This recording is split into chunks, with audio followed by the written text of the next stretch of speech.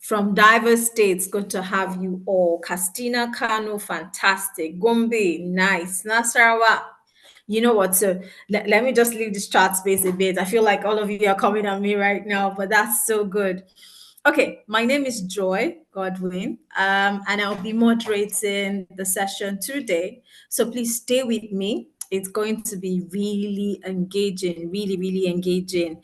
And I would like you to be interactive as possible, share as much as possible, put down the things you're learning that's coming to you like a light bulb, share, on the chat, and let's keep it going. You can put it online, your page on social media, Instagram, Facebook, wherever, just saying, look, guys, we are live on the webinar for YJOS this morning. Come join the conversations on partnerships, whatever. Just put it out there. Let people know that this is happening right now and get into this with us. Okay, so before I get into the meat of the matter, maybe for those of you who don't know, a few of you might be project leads on the Youth Day of Service already. For those of you who are just coming in and just saying, you know what, I'm not even too sure what's going on here, but I'm here.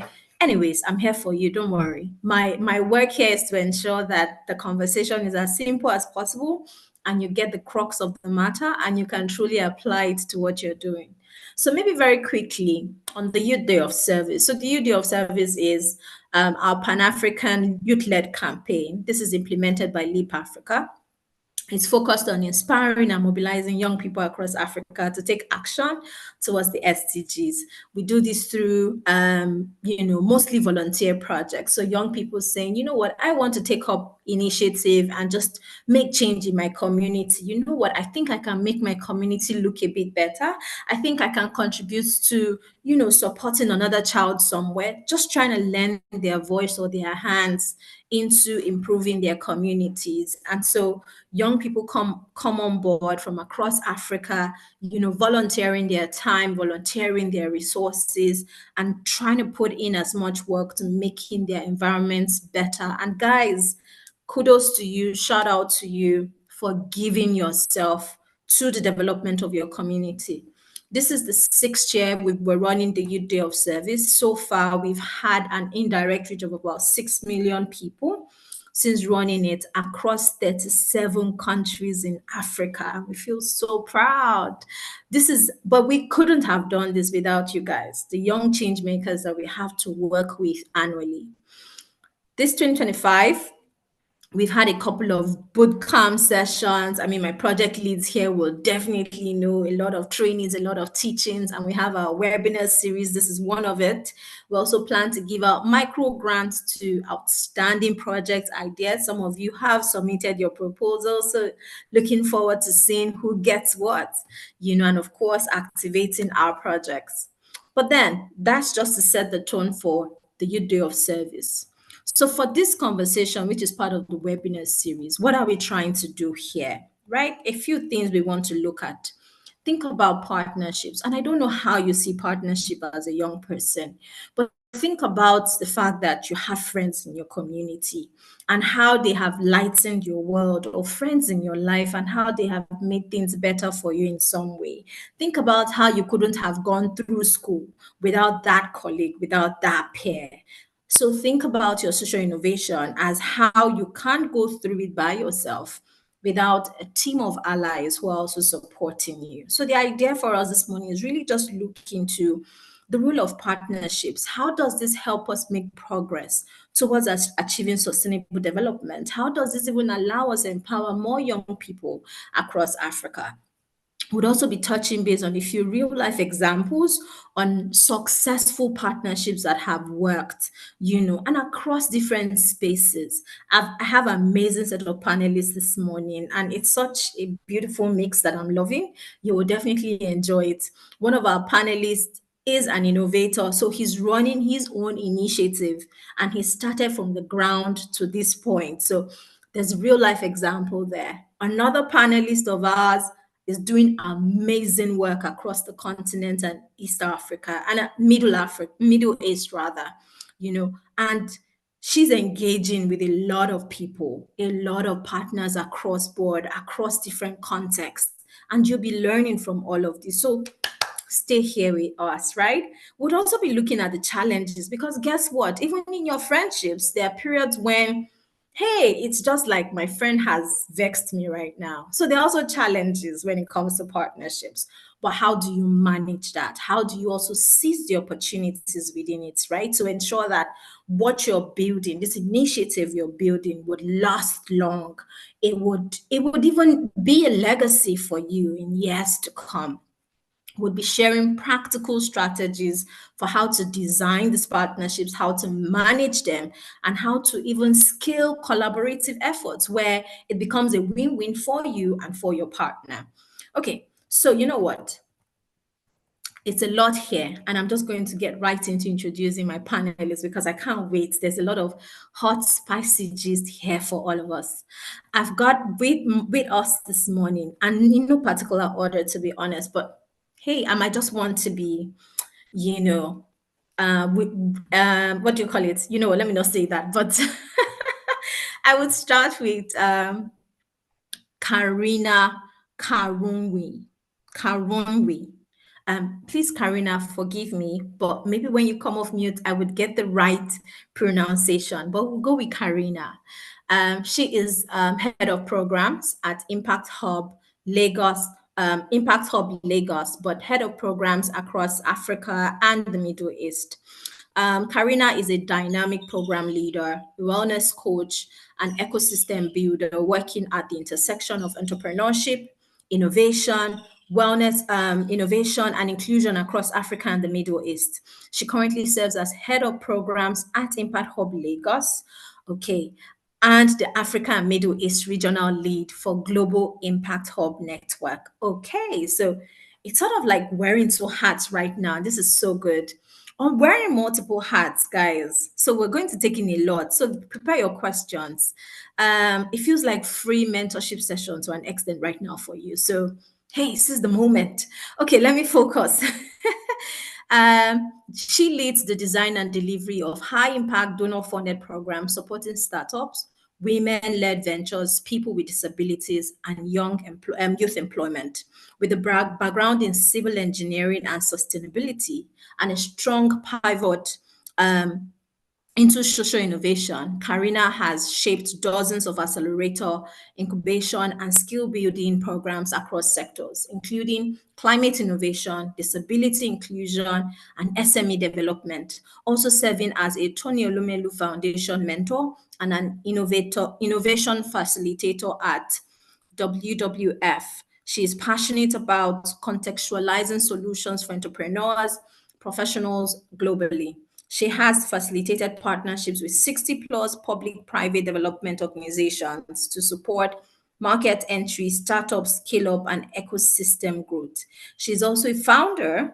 So we're also speaking to an innovator, right? She's also a founder of Ire Wellness, a leadership and wellness platform for women. She coaches executives and change makers using CBT informed tools and has delivered transformative wellness and leadership workshops to global companies such as Microsoft, Google, Techstars. So I mean, this is such a rich profile we have here. Welcome, welcome, Karina. It's good to have you on the call. How are you Thank you, feeling this Joy. morning? Just me I'm saying good. hello. Thank you. I love your energy. Thank you so much. And it's good to be here. Thank you for having me. Good morning, good afternoon, good Fantastic. evening, everyone. Thank you. Okay, so very quickly, let me introduce Michael. Um, we have Dr. Michael Sumbola. This is I hope I can say this very freely, but I think that he's one of Leap Africa's favorites, if I can't say it. He's a founder, Lagos Food Bank. Dr. Michael is an award-winning social entrepreneur, Obama Leader Fellow, and Leap Africa Social Innovators Program Fellow, and Ashoka Fellow and founder of Lagos Food Bank Initiative, Nigeria's largest nonprofit tackling food system challenges through a dignity-based community-led model. A legal practitioner and food system advocate, Michael mobilizes over 30,000 volunteers to drive scalable interventions that target the root causes of poverty, malnutrition, and food inequity through nutrition programs, dietary education, food rescue initiatives, and localized farming systems that have improved the lives of over 3 million vulnerable individuals.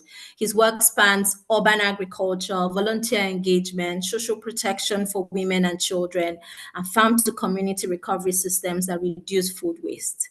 Michael pioneered a women led urban farming program to scale backyard food production and promote gender inclusion through collaborations with the Rockefeller Foundation, Global Food Banking Network, the MasterCard Foundation, and others. He advances policy and infrastructure reforms across Nigeria's food ecosystem. He's also a member of Nigeria's National Food Systems Transformation Task Force. Michael influence cuts across grassroots mobilization and national reform. I mean, there's quite a lot Michael has done here, and it's so good to have you on the call. Hello, Michael. Good morning. Really good to be Um, here, Joy. Very much delighted to join you and a host of other participants this morning. And yes, I look forward to the conversation. Thank yeah, you. I'm already excited. This is going to be so good. Okay. So I mean, we're getting right into it.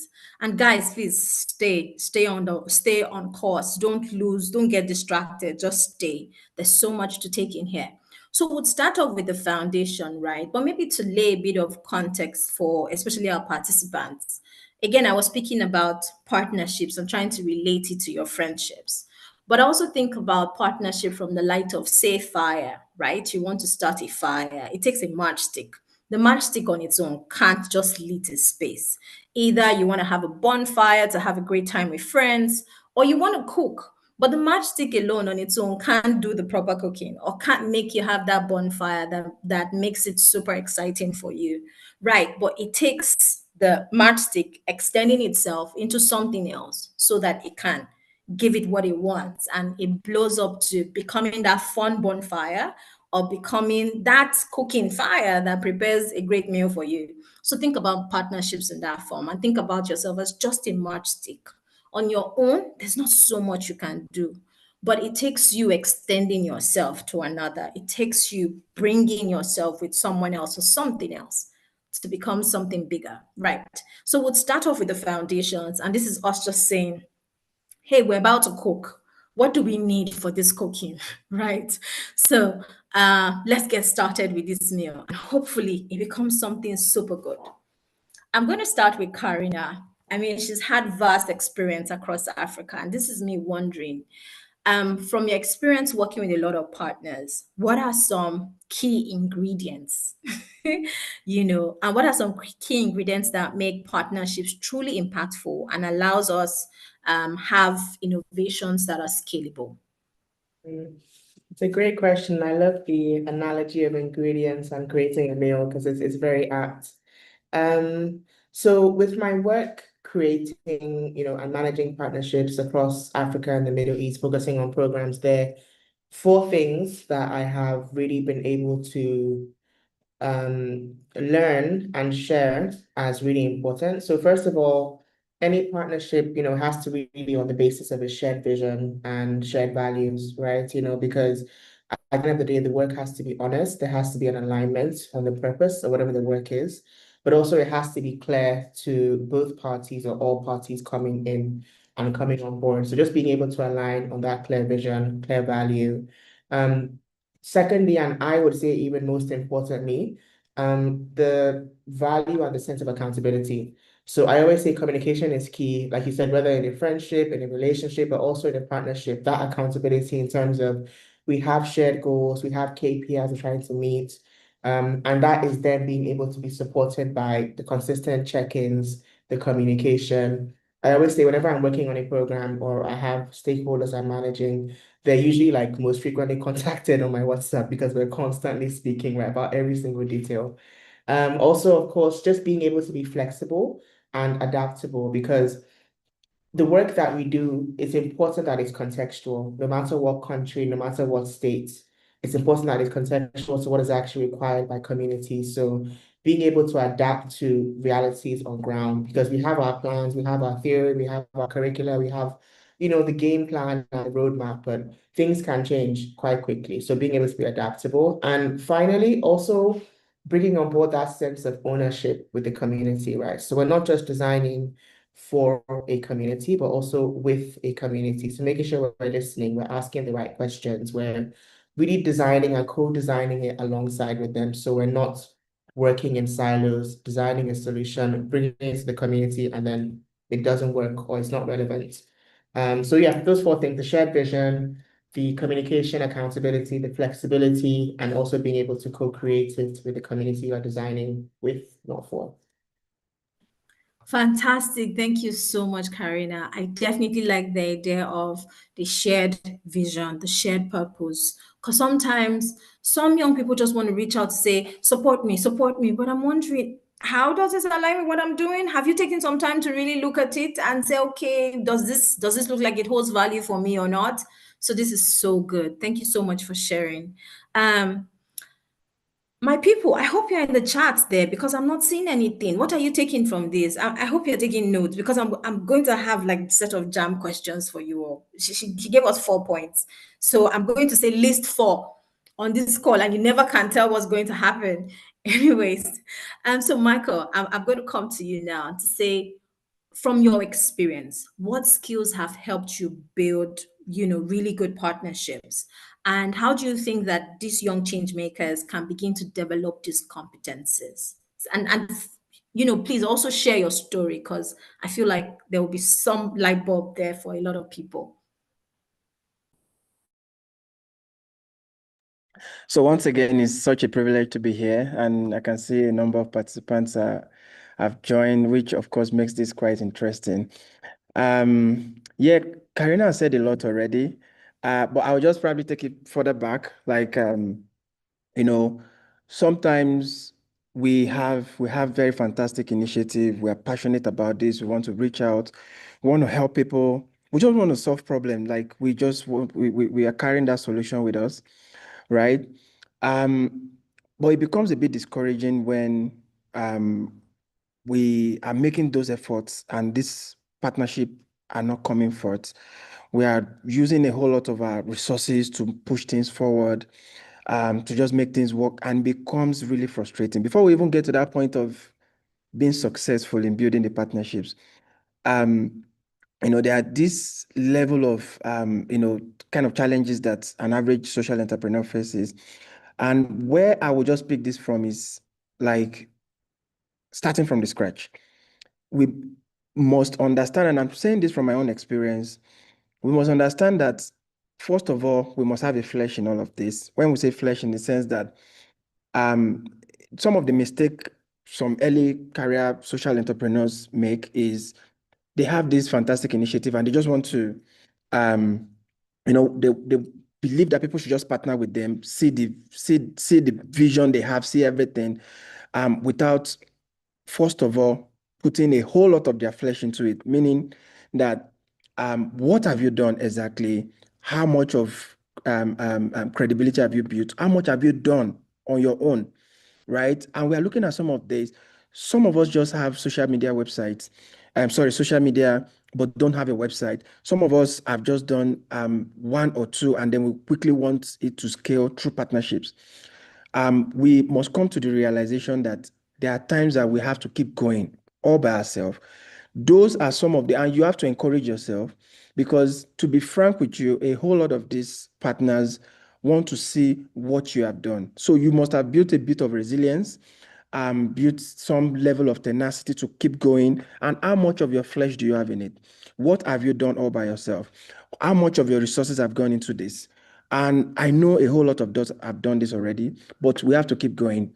And that brings me to the point of this consistency, moving. Like, let me share an example. There was a particular government agency we partnered with, in this oil sector.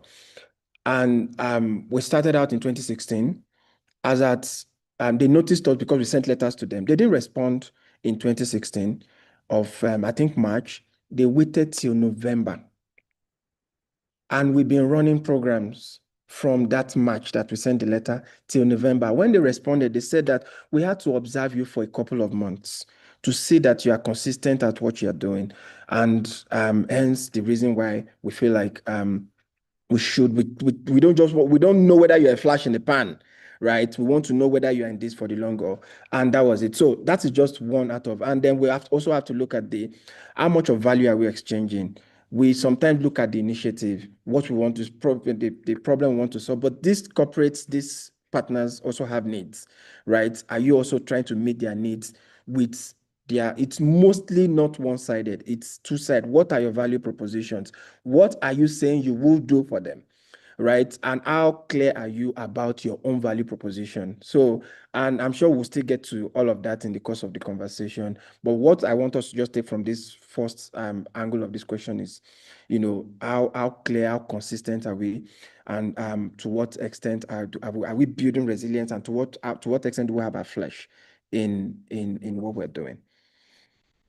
Yeah, thank you. Amazing. You shared a lot there. Thank you so much, Michael. I hear you loudly. So even just coming from the fact that you have to put in something of yourself into it. Somebody will not just, you won't just put one proposal, because sometimes interesting. Somebody just sends a proposal, I want to reach 1,000 students. And I'm like, have you even reached 100? How am I coming to join you on anything? And then they say, you know what, when you join us, we'll give you visibility. And I'm wondering, are you the one giving me visibility, or you want to lean on me for visibility? Which is it? So yes, I mean, a lot you shared there. Thank you so much. So I'm going to still stay on you, Michael. And this is me wondering, how do we find the right partners? So you've shared a bit around us being resilient and being consistent and putting our skin in the game. So when we do this and we've been, going at it, how do we find the right people? Because it's not everybody that can be our partner. So how do we find the right people? Okay. So for me, partnership come in different aspects, and there are some that would. A lot of us, of course, want the funding partners, right? That would that would give us the funds, right? But they're in different aspects. And what does success look to you? What does it look like to you, basically? Let's take it from the scratch again. A volunteer coming to volunteer on your initiative is a form of partnership, right? Let's take it as simple as that. It's a form of partnership. They have come to partner with you to solve that problem, right? And they are giving their time in exchange. These volunteers, depending on their experience, because a number of volunteers can stay for as much, and some are very transient, right? And they move from that point, maybe they join an organization and they become your spokesperson, that have been part of this organization, and then it leads to then convincing the organization to then join, because they know that they've had an experience with you. So some partnership will come not with the funds, but with some might even come with just giving you a bit of some visibility, right? In terms of what you are doing. Some would come and provide funding, like straight up. So it all depends on how we interpret what partnership means. But in terms of how do we find these partners? It all starts small, like I said. Build that network of community of people that kind of believe in your vision. They becomes word of mouth. It speaks a whole lot, much more, because before we started thinking of getting grants and working, getting a number of grants, it started with just individual donors who bought into the vision and started giving from their own pockets, and then it went into corporates, because those volunteers became members of different companies and then started referencing us. And then from there, having gotten a number of validation from corporates, then we were able to start attracting grants. So you can see the steps. Is a step-by-step thing, right? It now depends on what we interpret as or what we see as partnership. And then now let's take it to the sides of program. There are some partnerships that if you don't have those partnerships, it will be hard for you to get funding partners. Now, let's say, for instance, we are running a nutrition program, for instance, and then we looked at, okay, We've of course have some nutritionists as volunteers and all of that. And then we felt, okay, for us to be able to, for this program to work, we need to partner with the primary healthcare centers. Those guys are not giving us money. We are the one taking a solution to them to want to enhance what they are doing. Now, in building our narrative of how funding will be helpful, some of these funding partners will know, are you doing it alone? Who are those working with you on this? Oh, you are working with the primary healthcare center. Okay, this sounds good because they are the one that signpost or refer these malnourished babies to you. Oh, makes sense. And it also, that's why I said that the partnership thing depends on, there are times that it might not come with funds, but with much later, it will come with the funds, partnership like volunteers and then some other governments or other stakeholders, basically. Yes. Fantastic. Thank you so much, Michael. I like that this is resonating with a lot of the young change makers on the group. Just in case you're here and maybe you've not even signed up a project on UDO service yet, I don't know what you're waiting for. Run to the platform, www.udoservice.org. My teammates will put in the link there. Quickly go look for a project you can volunteer on and partner with that project very quickly. So we've heard that partnership is not just about money, but they're even considering your volunteers as partners. It's a great way for you to even comment. It's great. So I'm going to come over to Karina. Karina, you have experience managing a lot of partners. And this is me, also thinking that definitely they're, no, not thinking. I know that they are from different contexts. And then you lead an organization that is also helping or supporting women. So, and I mean, from your profile, we could see that you've also done a lot of work around inclusion and persons with disability. So, how within the ecosystem, how can, change makers within this space begin to think about partnerships being inclusive, where we're bringing in women, we're bringing in young people, we're bringing in persons with disabilities and other marginalized groups. How can we bring them into the design?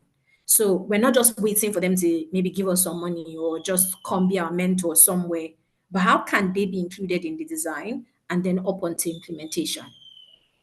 Great question. And Michael, those are such, honestly, when Michael was speaking, I was so sucked in. I was like, everything I was saying, I was like, yep, I wish I could be taking notes. So good. Thank you so much. So with inclusivity, I mean, it's such an important aspect in the ecosystem. And I do think there are many in the ecosystem who are doing the work genuinely, really thinking about how to design inclusively.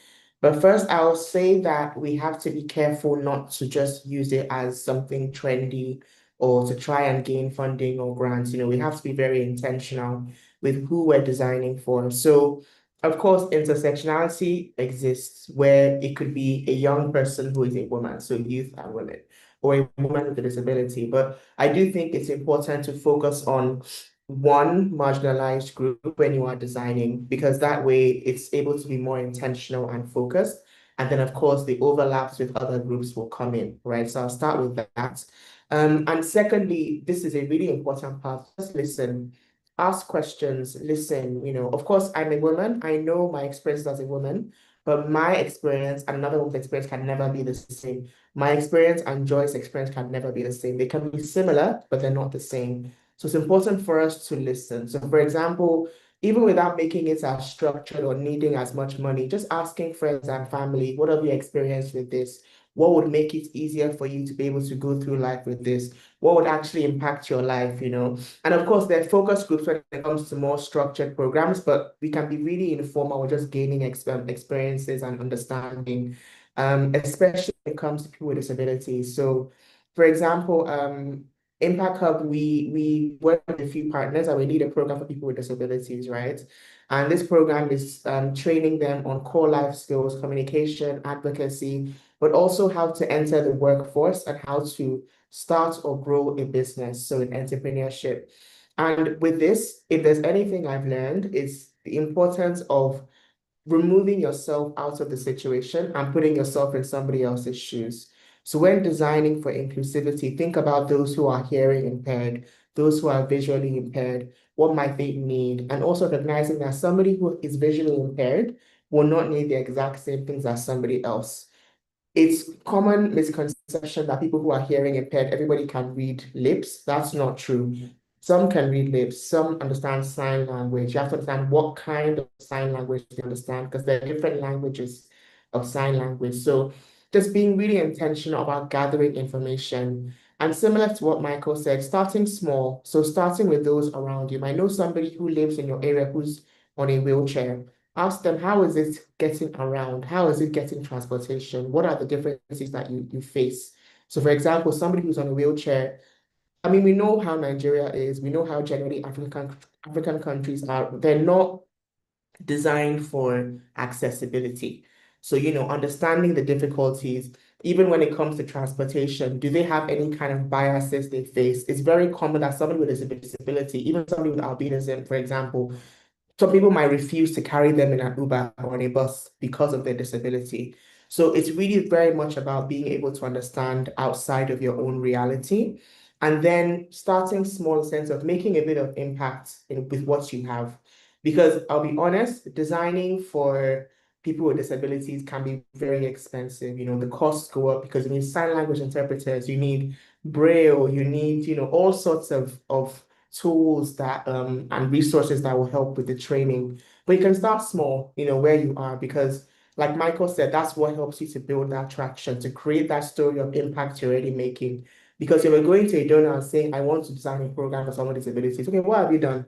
And I'm honest, if I was a donor, I would just be like, if you haven't done anything, why should I give you money to start this thing? It has to be value for value. I have to be able to trust that if we give you this money, this grant, you can actually do something with it. So it's really important for us to be able to remove ourselves from any situation and be very intentional. Take your time to design for those who are outside of the marginalized group that you're in. And even if you're within that marginalized group, so to speak, there are various experiences within that group, So all of this way, when an opportunity comes up, you've been doing the work, you're ready. You're ready to be able to take on the project or the program and run with it. So hopefully those tips help, and we'll see from the questions later on. Absolutely, they help. Thank you so much. Very spot on. I liked how you said, you know what, even starting formally, you have siblings around you, you have your parents around you, you have that neighbor there. Just ask questions. Oh, I want to do this. Do you think, it would, how would it impact you? So I really like that. Thank you so, so much. So, guys, start small. Yes, as much as you have the big dream, and we said have a vision, where do you want to go to 10 years from now? We're not saying start submitting the proposal of 10 years from now. Start small, start small. Love it. Thank you. And I'm going to still stay on you, Karina, for a bit. And this is me moving away from, I feel like we've laid some good foundation here. So I want us to begin to look at, some of the challenges inherent within partnerships. So as much as partnership has become like a buzzword, in some sense in recent times, there's still a lot of people that struggle with it, right? So this is me wondering, from your experience again, what are some of the misconceptions around partnerships that have hindered effective collaboration within this space, and how can we begin to address these misconceptions? That's a really good question. I think a misconception is that how do I put this? With partnerships, there's free money out there and it's just quite easy. Just put a proposal together, send it, bam, money in your account, go. It's really not that straightforward, right? First of all, being able to establish a valuable partnership, one that is mutually valuable, it takes time, it takes a lot of conversation, it takes a lot of steps and stages because there's going to be various checks. This is why I'm saying this thing of staying ready is really important. Getting your ducks in a row, legally, financially, having your books in check, everything ready so that it's not when you've gone so far in a process and you haven't properly read a call for proposal, for example, or a call that's, requesting information. You haven't read it properly, and then you get to a stage and realize, oh, I don't have this, and I begin to scramble last minute to get things together. It is obvious to partners and to donors when you don't have your ducks in a row, So I would always say, stay ready from the beginning, even if it's a case of for the next couple of months, you're just reading the calls for proposals that are being put out to understand, oh, how would I put together my proposal when I'm ready? How would I put my story together? What information is needed, Second of all, even when it comes to okay, you've struck up a partnership, you have stakeholders involved, there is constant reporting that is required. There are milestones that need to be hit. There are KPIs that have been set for you to be able to hit during a program or a project. So really being on top of that, because the way you're able to get more partnerships is by doing well with what you have in front of you, no matter how small. You need to show that, look, if you give me the opportunity, I'll be able to run with this, no matter what position that you are playing as a stakeholder in the project. And I always say, no matter how small, even if you are a vendor on a project, do it well. Honestly, as somebody who runs programs, if I have a vendor who is, for example, catering, and they do a fantastic job, I don't have to be calculating and thinking, I'm bringing them on board next time. Because I'd rather have someone who I already know, not begin to outsource and begin to scope and begin to, the one I know already, I already have the documentation. You've done a good job, great, let's run it again. So just making sure that whatever you have in your hands, do it well, do it diligently with all your best. Also, when it comes to partnerships in general, I mentioned about importance of it being contextualized. I do think that in the ecosystem, it's not as bad as it used to be back then, but it's not possible to bring a program that has worked in another context, another country, and plug and play and run it in another space. It has to be tweaked according to the culture, according to what is needed in that setting at that moment. So we have to be quite intentional about making sure that we're not just saying, oh, contextual, oh, it's localized, but really meaning it in how we're, executing it day to day. And finally, just generally more transparency, I think, is needed. So there's a lot of hierarchy and lots of bureaucracy when it comes to working with bigger funders or donors, or even smaller, just a lot of steps and chain of command and this one, that one, but just making it a bit easier to communicate and be more transparent. I do think it will help the work that we are doing, the impact that we are trying to make, just run more smoothly, at whatever stage, because it's just easier when communication is more open. But of course, that open communication comes from trust. So it goes back to all I've been saying about getting the ducks in a row, doing work well, so you are trusted, and so there can be more open communication and things can run more smoothly. Fantastic. Thank you so much for sharing. So, guys, there's no free money. There's no free money nowhere. You'd have to be ready. What have you done before? Do you have clear reporting? You went into a school, you spoke to 50 students. Did you put down a proper report of what you did? What happened after you spoke to the 50 students? Have it done, written nicely, PDF it, keep it well. That's a report there, right? So staying ready. Yes, you didn't get funding, but you put in your money, 10,000 naira.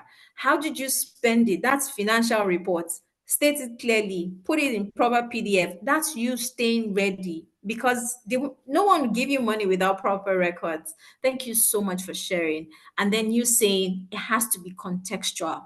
That somebody did it in Ghana doesn't not mean you should do it in Yaba the same way.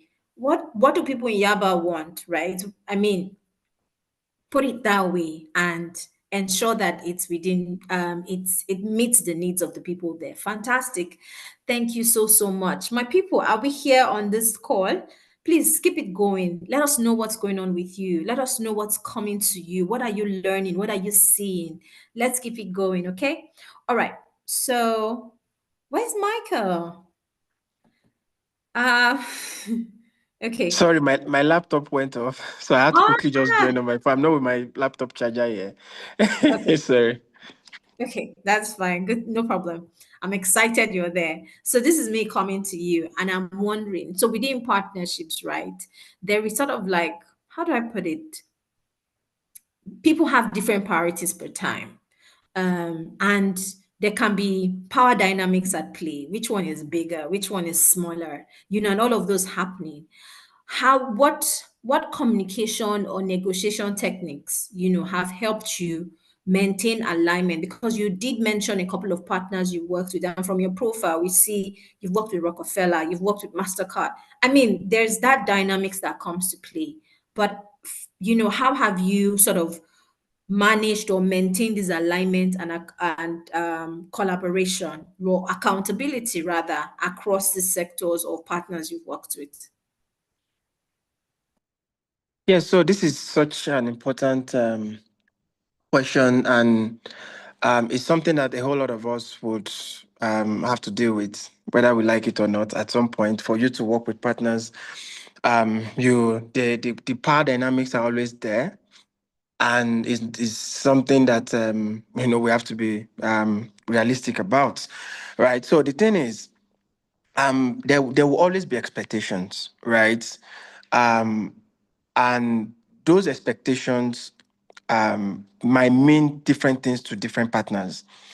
And I'm also talking from experience, so that, and we've had our lesson, we've learned our lessons and one of the things that have helped us when it comes to the old power dynamics, what are the expectations from partners, and how do we align in such a way that haven't partnered with us, they are coming back to partner, because that's one key thing. It is easier for you to work with a partner that you've worked with before than to attract a new one, right? And that should be the goal for all of us, honestly. When you have your returning partners come back to you, it makes things quite easy and makes your work consistent. So we are constantly clear about what are the expectation. What does what are your expectations? And so for some partners have everything written, of course, in an agreement. And in situations where, because this is a non-profit space, it's conservative, a number of things are left might not really be written because it's not a contract, right? But we've seen instances where expectations change, and how do we communicate those gaps in expectation? There's instances where, um, because of the power dynamics, you are being asked to do X, Y, Z. You are not even, you might not have the capability or the all resources to be able to achieve that. How realistic are you becoming in that? How clear, how open are you about the challenges that you are facing, right? And for some of these partners, I believe that a number of them don't want us to be. They want sincerity as well, in as much as they want you to be competent in what you're doing, but they also want some level of sincerity. Not for you to be a perfectionist, but if you are facing challenges, be open about it. They want trust, they want accountability. And the fact that we've been able to work with a number of international organizations and a host of over 300 corporate local organizations. And what it means for us is that we are always clear about what they expect at the point of having meetings. What do you expect from us? And there are times I will tell some of my team members, you know what, it's easy to talk on WhatsApp, okay? But please send an email. Take all the conversations you've had on WhatsApp, right? Put it in an email and tell them to confirm all these conversations before there is any even exchange of or obligations or anything, right? Because some of those gap in communication can actually annoy a partner, and before you know it, because of communication gap, they are gone, right? And when it comes to implementations as well, and a number of all these things, if they are not properly fine-tuning with clear communications, it could even cause a number of disharmony in furthering the partnership. So what you have worked hard to get, you now realize as it's just a communication gap or misalignment in expectation, then you have just lost a partner. And some partners might have a very high expectation because of the kind of their geographical location, where they are, the expectation, what they assume things will be, because that's their own reality. How are you bringing them up to speed with your own reality and the difference, and then meeting at the middle point so that expectation is minimized and not so high to the point that they think you are a superman or a superwoman that will just make things happen. So there will constantly be power dynamics. It is there. We always face it because these partners are coming with funds, and I'm concentrating on the one on funds now. There are instances where we might not be able to negotiate some things because it is like high, low, right? But I would encourage you, please be open about some things. They won't run away, but at the same time, just be at the middle point where the expectation are not so high, but what they're expecting from you is still kind of realistic to the point that you are not appearing like a facade. And then at the end of the day, you lose what you're trying to protect. I don't know if this speaks to it, but it's quite a naughty question. No, no, no, not at I all. mean, This is so good. So good. um, I mean not in the sense that Knowty. That's the naughty I meant there. Ah, okay, I see. I Yeah. see what you did there. Okay, great.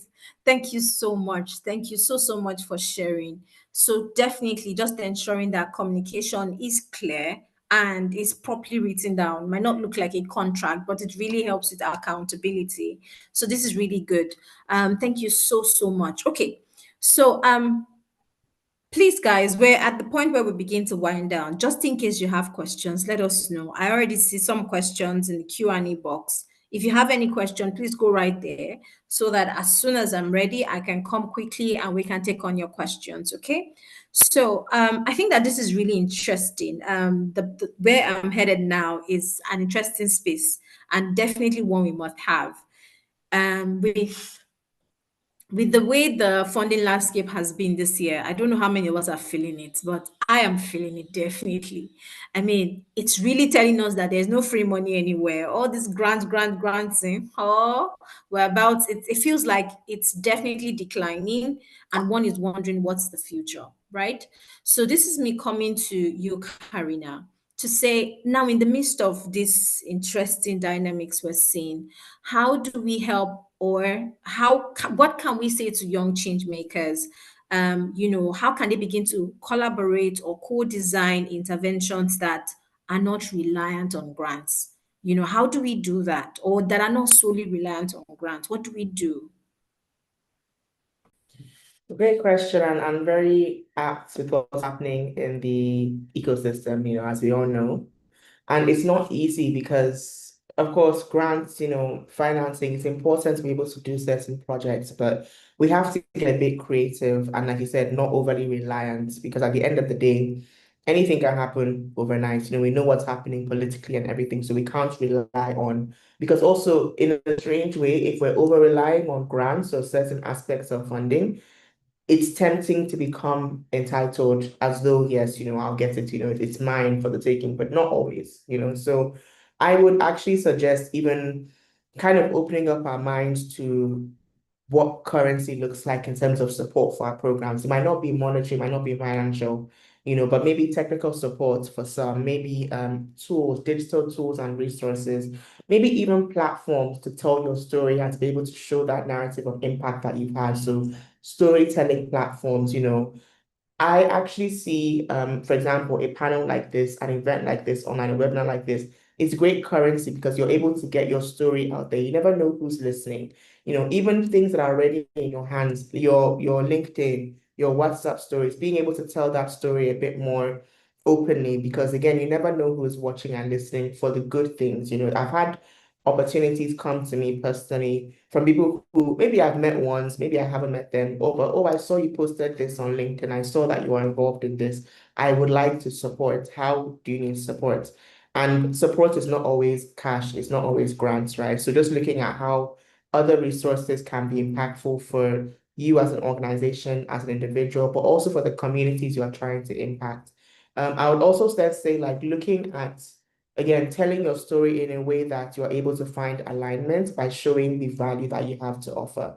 So I think, Joy, you said it earlier, and Michael touched on it as well, but being able to show that you are here to solve a problem and you're able to co-create and build with those who are ready to support you, or even with those who just want to get involved, so volunteers and team members and such. But it's really important for us to have a mindset of mutual value. Yes, you are solving a problem, make sure they know how it will impact them and also help them in what they're doing. So it avoids us from constantly chasing funding that might not be there or might be more difficult to get because of the downsizing in the ecosystem. So lead with your value proposition and what your community can gain from it. And back to what we've said, I know we're stressing this a lot, but start small. With what you have, do what you can. Pilot, maybe a 2-day workshop here, do a quick talk here. And in everything that you're doing, like I've said, reporting is so important. Put together all the metrics that you are taking on board, that you're measuring, that you're tracking, because you can't tell a story without metrics. And please, for the love of God, don't make up numbers. Don't lie. don't create numbers and put them into a report. Let's be honest and be able to actually make genuine impact in all that we're doing. So it's not easy, but it's for us to kind of get a bit more creative and change our mindset slowly. Not everything is money. The money will come. Money is needed. Money is good. Don't get me wrong, but like the money will come as you are doing the work and you're able to start small with what you have in front of you and get creative with what value looks like in certain situations. Fantastic. Thank you so much for how you wrapped it up right there, right? Money is not everything. Money comes to those who have value or who create value, right? That's the essence. So what's that thing of value you're doing and how do you even, sell it even to your community, so that they're also able to put their resources to it because they see that it's of value to them, so you clean a community, for instance, their waterway or their whatever, and it's all cleared up. And then you're like, you know what? For us to do XYZ, I can come take your trash for so amount of money. I don't know. But in some form, show them the value you're doing, and you would, money would come towards where there's value. Thank you so much, Karina. Okay, so I am trying to be mindful of my time, but I'm loving the conversation. I'm loving the conversation. And I still want to take on one more with Michael before I come to the questions our young people are asking. And the way I'm saying our young people, I'm a young person as well. But yeah, let me focus. Okay. So Michael, you've pioneered the food bank, right? And you're doing that, you're balancing direct relief. Because I remember when I first heard about it, I'm just like, oh, he's just giving out food. Oh, really? But what will happen to them tomorrow? But you're doing direct relief, and over time, we're then seeing the long-term solutions that you're also providing with the backyard farming. What collaborative strategies can youth-led initiatives adopt to move from short-term impact to systems level change? Because it's been a fine journey for you. And I know that it didn't just start. It started with something, then, so how did you come to this point? What are some lessons there? Yes, thank you very much for that. I really appreciate the fact that this of course gives us the opportunity to be able to, for those that are just starting, to be able to relate with what I'm about to say. You see, solving problems at the systems level sometimes can take a whole lot, but like we've been saying, start small. Right? Start small. How you can start is to start with the relief. Start with the relief, right? And then from there, you start to build momentum. But the problem comes where a number of us get discouraged at that point of the relief, because some voices will be telling you what you are doing does not have any impact. Why are you doing it? You should be solving it at this level. This one is not going to get you anywhere. This is not going to solve any problem, right? It now depends on how strong are you in terms of, taking those, of course, not shrugging it off, but at the same time, not staying where you are. Okay, so we got a whole lot of that, saying, oh, what we're doing is not sustainable, it's not going to. And I heard that for 3 years, of course. But the point is that whilst we're doing the old relief, right, it helps us build momentum and we're able to make a lot of noise. Because trust me, if you start solving at the systems level, you might not be able to make as much noise because relief makes a lot of noise. So, bro, don't stay there. Evolve. For us, we started with the food relief, right? And then we were able to build momentum. We were able to gather a lot of volunteers. We were able to do a whole lot, right? And then we moved from there to starting a nutrition program that helped take children from that state of malnutrition to a state of a better, improved nutrition by working with PSCs. We started a backyard farming program because we don't want the women to keep coming back to the food bank for food. We want them to be self-reliant. Now, these programs are the ones now funding the food bank. But we could not have started from that because that was highly capital intensive and that took a number. If we didn't attract volunteers from the food relief, we won't be able to attract nutritionists that help us pilot the nutrition program. We won't be able to attract the guys in the agriculture. I'm a lawyer by training. I don't have any background in agriculture or nutrition, but I know how to help a poor person that is hungry, okay, with my savings that I have. But if I didn't start that by calling volunteers who are in that field, I would not be able to then get initiative from them to start other programs. So let us start from there and then, but not stay there, because staying there means that we are just looking at the symptoms and not looking at the root causes of the problems. And then from there, we moved from helping these beneficiaries with some of they have skills, then we now marry their skills with job. We call it food bank job placement. Like if you're a caterer, we join you to an organization that is looking for a caterer. If you're a driver, we start looking for skills and we start building CVs for these guys. But we got volunteers who are also human resource people who said that no, we can bring in our skills to help these guys get job so they don't keep coming. So the point is, start from where you are, from what you have, right? And you begin to build momentum. Leave the naysayers alone. They will say what they want to say, right? But just make sure that you continue to build that momentum till you get to that destination. Thank you. Fantastic. Thank you so much, Michael. This is definitely very practical for a young person starting there, because somebody is already asking you, you're doing this, then what, then what, then what? And you're not taking it easy on the person. He's just starting. So I can be that way sometimes. But I think I'm also learning from this conversation to say, hey, Joy, I think you should tone it down a bit, and let them also try out stuff. So thank you. I want to come very quickly to questions. It's already 11 on the dot. Forgive me. I think my talking too much also made this so long, but forgive me. Okay, so I see a question, and he's asking about how to create or embark with partnership through international organization. Um, okay. I want to be calm and not go the way my head goes sometimes. But yes, happy to. Let's see, Karina, do you want to take up this question? Although I'm struggling to fully understand it. It says, how can we be able, or how can I be able to create such a significant organization that embark with partnership through? I think he's trying to create a significant organization that can eventually partner with international organizations. So he's Right. asking how, yes, Right. maybe. Okay.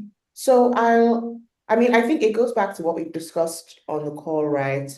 With just starting where you're at. Of course, having a partnership with an international organization can be your goal, but then create it as a mid to long-term goal, because it doesn't happen overnight. Not saying that it's not possible, but make sure that, you internally, you're already doing the work.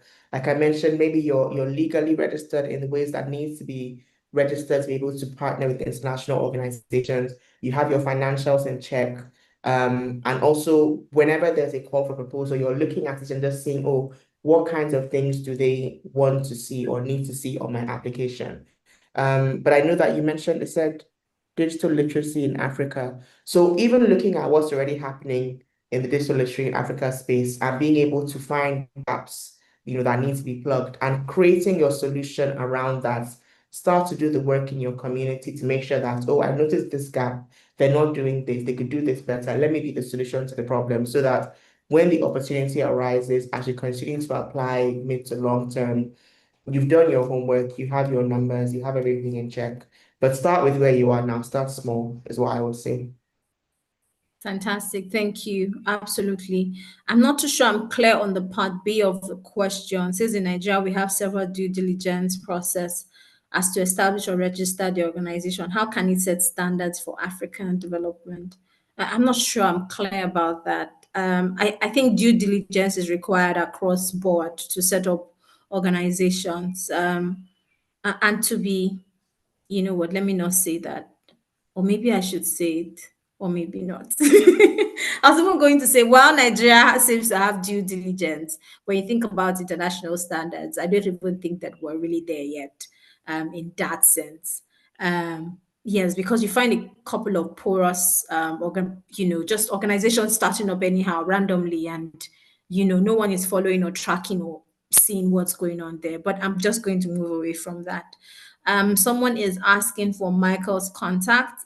So we'll come back to you. We'll check in with Michael to know if he wants to put his contact out there, maybe LinkedIn or something, and then we can share with you. But let me come quickly to another person's questions here. Mohammed, he says, I organized an awareness program and is scheduled to hold tomorrow on educating adolescent children on menstrual health management and self-protection from sexual abuse for girls in public secondary school. My question here is, I made a mistake while sending a letter to the Ministry of Education that did not clearly state that this is an initial phase and we will conduct the program in other public schools in future. How can I rectify that? Michael, do you want to take a stab at this? Just want to be sure I got the, like, a letter was sent that So didn't it seems, address the.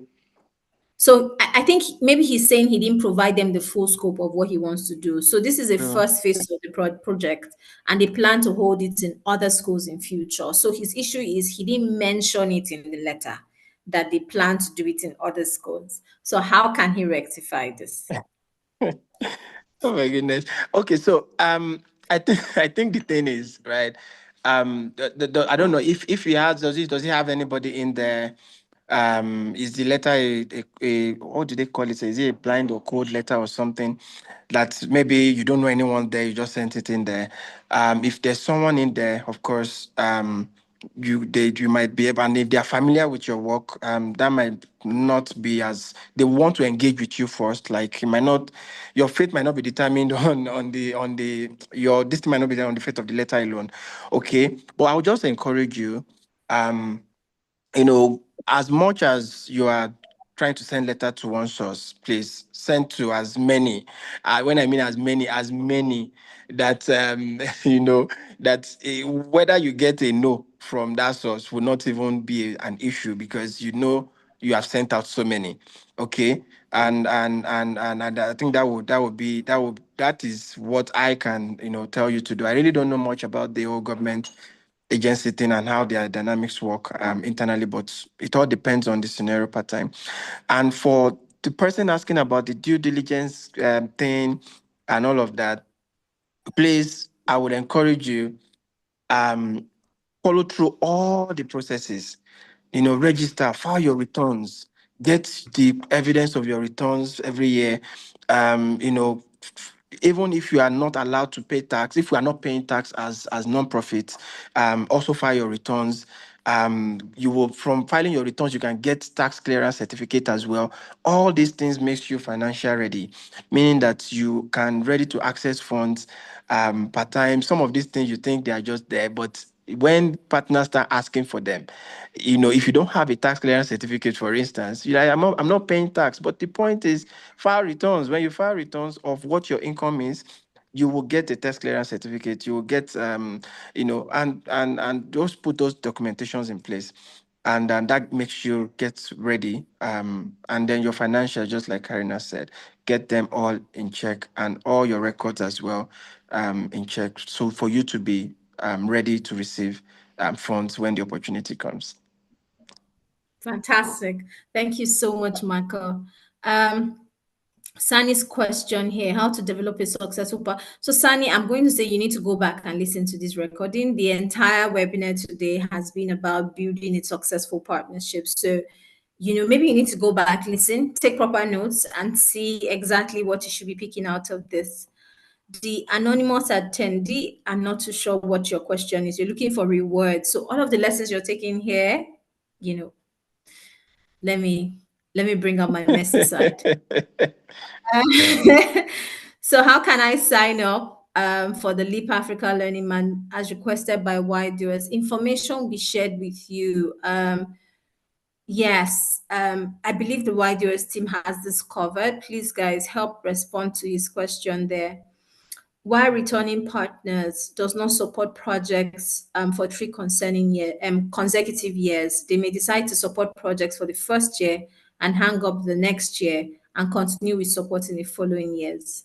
So what's the question? I'm not sure. Is this a question? I don't know. Is any other person seeing it from a different perspective? I'm not sure I get the question. I think he's trying to ask why partners might support for 1 year, then not the next year, then come back another year to support if Okay. I'm getting it right.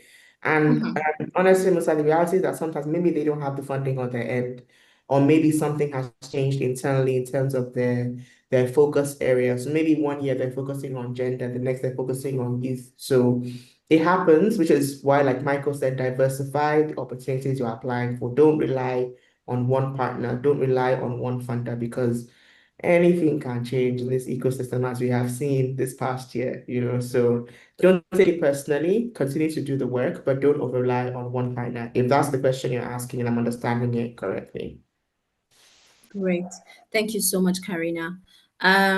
Okay, so there's gifts. Is there Leap Africa office here in Malawi? No, we do not have an office in Malawi, but we have partners in Malawi. You can reach out to the YDOS team and we can see if we need to do a connection there.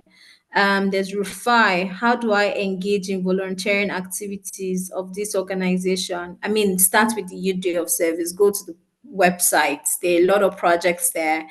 Find the project that is close to you and volunteer. You start that way. Okay. Emmanuel, how can we deal with partners who come and ask you to submit a proposal, and certainly after several adjustments and review, they decide to go silent? Michael, are you there? Or maybe he's busy. Karina, do you want to take that? I think he's getting frustrated right now. He's just like, you've been asking me to review this. I've reviewed and now you go silent Sorry, on can me. you repeat the question? Sorry, I was just trying to move space. Okay, that's fine. So Very well. sorry. Yes. So Emmanuel is saying, how can we deal with partners who come and ask you to submit a proposal? And certainly, after several adjustments and review, they decide to go silent. I don't, Yeah, so I think that still boils down to diversifying your options. Understand that the ratio of the way I put it, if I send out 50 letters, I'm expecting just to come back as yes or one, right? And it reduces the expectation that you have, but they can review it for one reason or the other. They might not even give you feedback as to why they are not going your way, right? But understand that you constantly have to be out there looking for sources of partnerships, right? And don't be too reliant on one source or two sources, or because partners will have several reasons, for even some will say, okay, we're about to, this program is sorted, they have approved your budget, everything. And the next thing, they just turn around and say, no, they are changing priorities. Like what, at the point when project has been approved and you've even started shifting positions on altering your position in terms of your some of the commitments you already made. So what happens in that case, right? So the point is, anything can happen. Diversify. They might have reasons why they decided to go silent, right? And if you are curious, you might also ask them if they are feedback as to why they've gone silent, so you can learn from it. But constantly diversify. You will see this coming from time to time. Honestly. fantastic. Thank you so much. So Karina and Michael are still advising us, guys, diversify. Don't just hang on to that. Great. So I want to wrap up very quickly here and try to merge some questions. For some of these questions, we've answered them on this webinar. So please, I'll encourage you, go on YouTube, Leap Africa's page on YouTube. You can listen again and take in this. We've answered some of these questions, but I am seeing questions from Sahid and is it Obed? Yes, I'm going to take your question together. So Sahid is saying he wants to reach out to an NGO, to a member of an NGO to serve on his advisory board. How should he do that? And Obed is saying, how can he get more creative in sharing his idea? How does he communicate his ideas more creatively and more clearly? I think he's feeling a bit stuck there. Um, yeah. Who Uh, wants uh, to take on what? Okay. okay, I think for the part of communication, because I've actually been, and it's just this is just an opportunity to speak to this. So there's a thin line there, or the difference between the work that we are doing on ground and how we are actually communicating it. And I tell the people I come across from time to time, even my team, right? You must become a communication enthusiast. You must be someone. You must love communication. You must learn it. You must do everything. And when we say communication, we are not just talking about verbal communication. We are talking about communication across all, all platforms, social media, email marketing, storytelling, everything. If you are struggling with, you understand that, okay, it's a weakness, but build on it and don't stay there, because the extent to which you can go on your work might be hinged on your ability to communicate your work. And if you are struggling as well, work with people that are also communication enthusiasts. They will work with you, build a very compelling story, but continually improve yourself on communicating. It's very, very crucial, very important, please. Yeah, thank you. Nice, thank you. Karina, the other one on reaching an NGO to be part of his advisory. So with that, I'll be quite brief, 'cause I know that we've gone over time, but I would say contact them. Just make sure that you know exactly who you want to be on your advisory board, what their expertise is, how it aligns with what you're doing. And also be quite clear with the level of commitment that you require. So whether you want them to check in quarterly, whether you want it to be a one-off, what level of commitment you require, but then also be very clear on the value that is there for them. So of course, you getting somebody on your advisory board is great for you. What's in it for them? We're always saying mutual value, be very clear about that. So that's what I would say. Just be quite strategic and very clear how you're contacting them to request for this. And also be prepared to hear that, they'll say no, they're not able to at this moment. Again, goes back to maybe consider a few options and not just putting all your eggs in one basket. Fantastic. Thank you all so much, Karina and Michael. This has been so good. Hamisu, I see your question. I would say go back and listen to this webinar again. We've attended to that question. The anonymous attendee asking about his YDOS project and the budget. So primarily when selecting projects, we look more at the potential of your idea, right? So it's not your budget that would be the limiting factor for us not selecting you, but more the potential in your idea. So even if your budget goes over what we can give to you, would advise you to maybe get more funds, or we'll tell you to test your idea with the little fund we're giving to you. But the focus is more on your idea. Thank you all so much. We have gone way past time, but key lessons I just want you to keep at the back of your mind. Start small, ensure you're offering value. It's value for value. Start small in how you're engaging your partners, and be consistent. Be consistent. A lot was said around consistency. We're also encouraged to stay resilient. It might get tough along the way. No one might be signing up along the way. You might be hearing a lot of words, but stay on your part, stay on what you want to do. And there was a lot of emphasis on us having ideas that are contextual. Don't just copy and paste, So what's contextual, what's relevant for us? And then we're recording, we're having clear records of everything, we're doing, because that's another way to show that we truly are intentional about our journey. A lot has been shared, but wanted to pick out these few points, so you just keep them at the back of your minds. Thank you so much. This has been such a rich conversation. I've had a great time, a great learning experience for me as well this morning. Thank you so much, Karina. Such a delight to meet you, and I definitely enjoyed speaking with you. We'll definitely keep in touch. And Michael, one of our favorites, always would always keep coming to knock, and you always show up for us. Thank you for always being there. Thank you so much, everyone. Please enjoy the rest of your day, and thanks for having us. Bye, Right everyone. now. Yeah. Bye.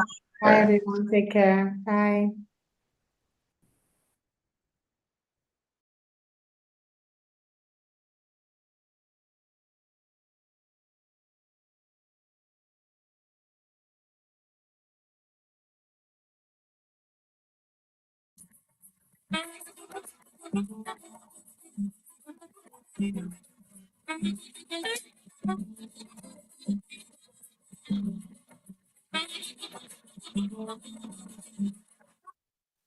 FlexJobs is the #1 job site to find remote, work from home, and flexible schedule job opportunities.